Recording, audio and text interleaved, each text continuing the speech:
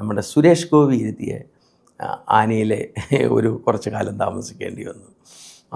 അതിനെ കൊണ്ട് നടക്കാനും ഉള്ളൊരു ഭാഗ്യം കിട്ടി.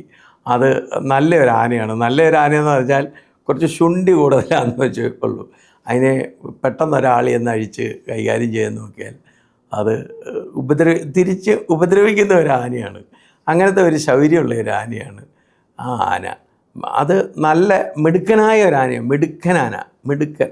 ഞാനതിനെ ഏതാണ്ടൊരു 2 വർഷക്കാലം എൻ്റെ കൈവശം, 2 വർഷക്കാലമില്ല, 1 വർഷക്കാലം എൻ്റെ കയ്യിൽ അത് നിന്നു. അത് കഴിഞ്ഞാൽ തന്നെ എന്നെ അതിന്മേൽ മാറ്റി വേറെ അതിനെ കൊണ്ടുവന്ന ഒരു ആനക്കാരൻ അദ്ദേഹത്തിനെ ഏൽപ്പിച്ചു. അദ്ദേഹം അതിനെ കൊണ്ടു നടന്നു. ഇപ്പോഴത് പുന്നത്തൂർ കോട്ടേൻ്റെ പുറത്തൊന്നിനും ഒരു പരിപാടിക്കൊന്നും പോകാതെ പുന്നത്തൂർ കോട്ടയ്ക്കകത്തെ വാസം കൊണ്ട് ജീവിച്ചു പോകുന്ന ഒരു ആനയായിട്ട് ലക്ഷ്മി നാരായണൻ എന്നാണ് അതിൻ്റെ പേര്. അത് അവിടെ അങ്ങനെ പുന്നത്തൂർ കോട്ടയിൽ നിൽക്കുന്നുണ്ട്. നല്ലൊരു ആന. സുരേഷ് ഗോപി ഇരുത്തിയ ആനയാണ്.